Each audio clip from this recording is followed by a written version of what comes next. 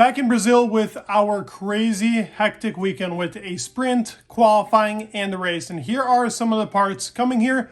And some parts to discuss, especially with the floor, specifically talking for some teams. Let's go over the first thing as we usually do, which is the rear wings. Before getting into everything and all the upgrades, just want to say thank you so much for supporting. Please leave a like if you haven't and subscribe. We're doing amazing on the channel. Thank you so much for the support. Let's get into the rest of the video.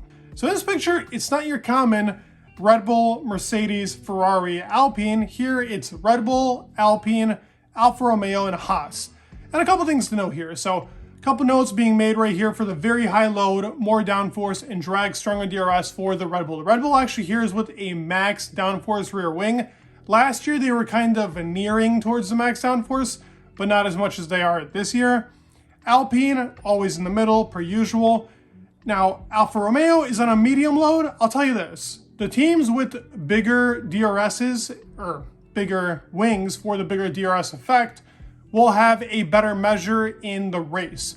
They'll be better on their tires, but the teams that have these less loaded rear wings, maybe they'll be fast and straight, but they will be a little bit quicker in qualifying, but their tires could shred up a lot faster depending on how their setup is. Usually that's the case because a lower rear wing means less on the tires. Ferrari is always known to have a little bit less of a loaded rear wing.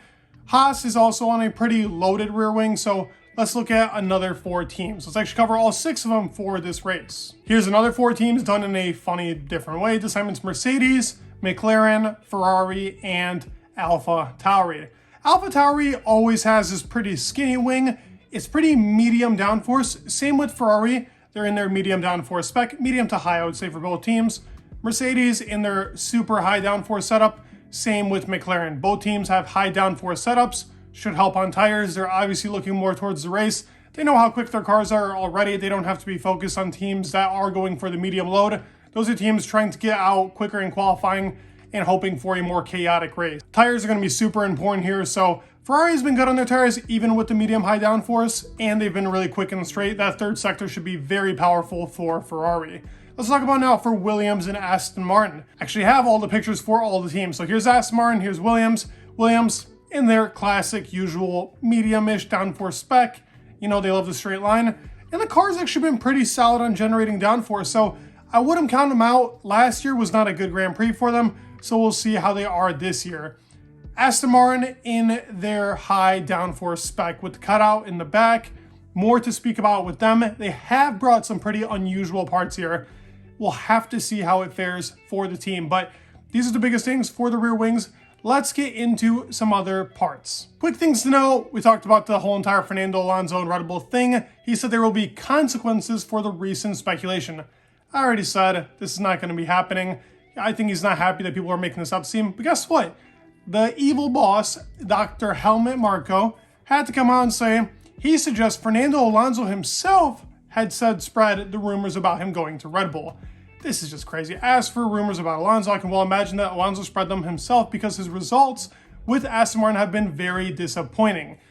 He's always been backing up the team and saying that they've been having a great season, regardless of all the backlash on it. They had a great start. I still think that there's a lot more to come out of this team in 24. I still support them, and I think Alonso is backing up the project. He says he loves the project, he loves the team, he gets along with everybody. I think it's fair to say that Helmut Marko is just being a hater, per usual. He loves to have this controversial topic all the time. If anything is around Red Bull, he always says something. Now he's backing up Perez, like Perez is his boy, even though he came out and made some crazy remarks to him. So it's always some drama going on with this guy in particular. Now talking about the other parts that are coming here. So as I said, cooling for Ferrari, it's basically the same as it was in Mexico. Could they reduce it a little bit? We are actually supposed to get some rain on Saturday, so maybe the cooling outlets will actually be closed off for the rain, but on a dry race, it's important on how you do here. You can't change that between Saturday to Sunday, so it'll definitely be a more draggier race in the wet. Anyways, you want that downforce anyway, so this is what we should see for cooling aspects. Should be pretty big on most teams. Also another track with some pretty high altitude, as I talked about. So expect that with the teams to have cooling outlets. It should not be as extreme as Mexico, but it also shouldn't be something as little as a track that's pretty cold. Like in Las Vegas, we'll see no cooling outlets. You'll see over there it's going to be freezing in comparison to what we usually race in, the standards that we usually have for Racing. So let's talk about the biggest upgrade that has came here. It has came from Aston Martin. So here's the first thing that we got. According to AMS, Aston Martin brought a new floor to Brazil, which is a combination of the old one and the new floor from Austin. Nothing pictured yet. There are some pictures that I want to go over with their floor to where we can discuss on where this point is actually going to. Now, this is pretty interesting. How they've made a floor that quickly, to me, which is a combination of the old and the new, we'll have to see. They had a new floor in Spa, the actual underfloor part about it. We have a picture of that. While it isn't a good one, it gives us an idea of what this floor can look like. Here is an amazing picture of the underfloor going into the Venturi tunnels. Couple things to know here. As I said before in my Aston Martin videos, the T-tray, their innovation, a lot of teams copied. But when we look at the Venturi tunnels, you see that the first one is bigger than the other two to the outside. This is something that Red Bull has, but I'll tell you who they're most similar to and why this actually plays a valuable part. The whole entire opening in the middle is actually the key to where the airflow is going. Red Bull has a pretty big emphasis on where the first Venturi tunnel starts. It's a pretty big opening. It's very important that the air is flowing there. The other parts of the Venturi tunnels are to make outwash. So even 1, 2, and 3, but from the outside of 1 is making outwash to the car, producing a high amount of downforce, while the other is going to the rear of the diffuser and providing that straight line speed. All in unison, the airflow has to be going through here. Now, how the front wing is made and how the airflow is going under the front wing or over it is important to how it will flow into this car. As you can see, they have a double T-tray. Most cars don't have that. Sometimes they just have one. But here's what I wanted to talk about. They are most similar in the way that their Venturi tunnel and their underfloor is set up to the Ferrari car. When you look here, look at the T-tray. It's only one, as I was talking about. Huge emphasis on a lot of the airflow going towards the middle of the car. They have that underfloor kind of differently set up to Aston Martin, but still has some keys to it. Aston and Ferrari both have that kind of curved Venturi tunnels as it gets in to provide a little bit more of downforce. But also, when you look at this car and the actual underfloor itself, obviously it's going to have the outwash, but when you look at it from above or below, now we don't have exact pictures of this for the Ferrari car, but we do have it for the Mercedes car, and I want to show you where they're different to the Mercedes car. It is that the Mercedes has very straight outlined Venturi tunnels, short but straight and out.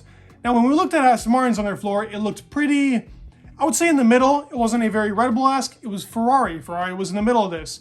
Mercedes short, Ferrari in the middle, and then you also got Red Bull with the super long ones. They all do different benefits, but with them bringing a mixed floor, it'll be mixed towards the upper end of the car, as we see in these pictures with the Canada spec, Dakota spec, and their starting spec.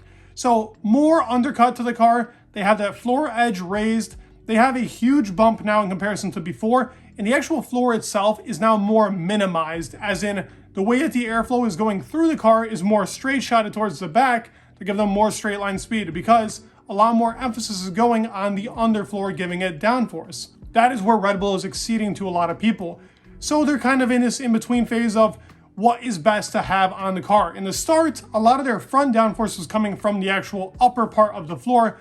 As you can see, the drag was getting kind of caught into that third arrow on the start spec, and now they have a more, as I said, streamlined setup to the car. We'll have to see what it does for the car. They're really trying to improve. It's a lot of testing going on. Will they start from the pit lane again? I really hope not. Otherwise, Aston Martin is about to be, Alonso's going to like 7th then. So they're hoping for a top 5. We'll have to see with the team. Do I think they can do it? It'll be tough, but I do think it is possible. Hope you guys enjoyed the video. Please leave a like, subscribe. It would mean the world, and peace.